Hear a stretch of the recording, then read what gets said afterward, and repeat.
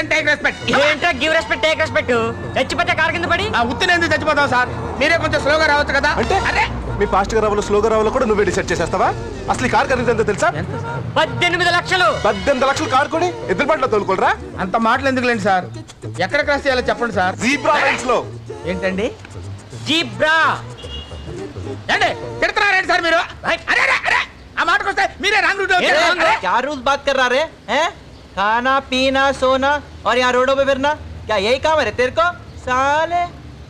ఏంటి సార్ ఇతను అనేది? ఆడేదో ఒకటి అంటాడురా, నీకెందుకురా?